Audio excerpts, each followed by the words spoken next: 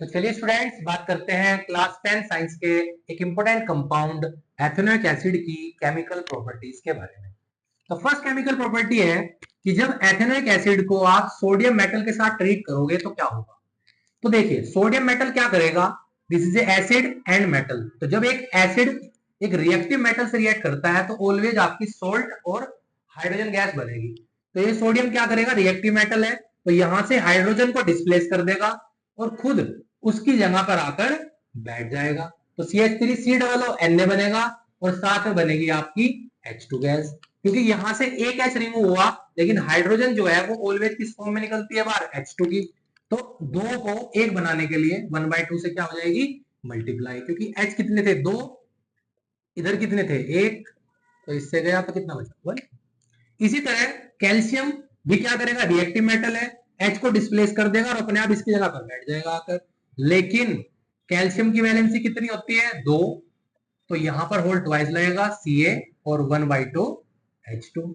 ये ऊपर वाला कंपाउंड था आपका सोडियम एसीटेट और ये है आपका कैल्शियम एसीटेट। क्लियर। इसी तरह जब आप एथेनोइक एसिड को ट्रीट करोगे एथेनॉल के साथ in the presence of concentrated H2SO4 तो आपका फॉर्मेशन होगा एस्टर का। This reaction is called esterification.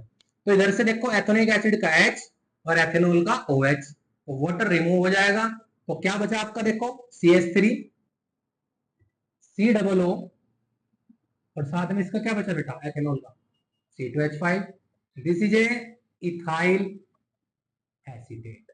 तो ये एक एस्टर होता है और इस रिएक्शन को बोलते हो आप एस्टरीफिकेशन। क्लियर।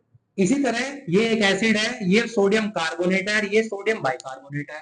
तो एसिड बेस और सोल्ट वाले चैप्टर में पढ़ के आए हैं कि जब एक एसिड रिएक्ट करता है कार्बोनेट या बाइकार्बोनेट से तो ऑलवेज सोल्ट बनेगी, CO2 बनेगा और वाटर बनेगा। तो यहां से देखिए एक बनेगा आपका सोल्ट CH3COONA, भाई CH3COONA CO3 से बना CO2 और एक ऑप्शन बचा CO3 से, क्योंकि दो ही तो गए, एक ऑप्शन बचा तो H2 बाहर हो जाएगा। तो ये बना आपका। इसी तरह जब बाइकार्बोनेट से रिएक्शन होगी तो भी आपका सेम रिएक्शन होगी यही। ठीक है, क्लियर। अगर आप एक एसिड की रिएक्शन NaOH से कराते हो, यानी एथेनोइक एसिड रिएक्ट करता है NaOH, NaOH क्या है, बेस। तो बेस और एसिड न्यूट्रलाइजेशन, क्या फॉर्मेशन होता है, सोल्ट और प्लस वाटर। यहां से OH, यहां से H, H2 रिमूव हुआ, CH3COO बना। तो ये थी आपकी एथेनोइक एसिड की कुछ केमिकल प्रॉपर्टी।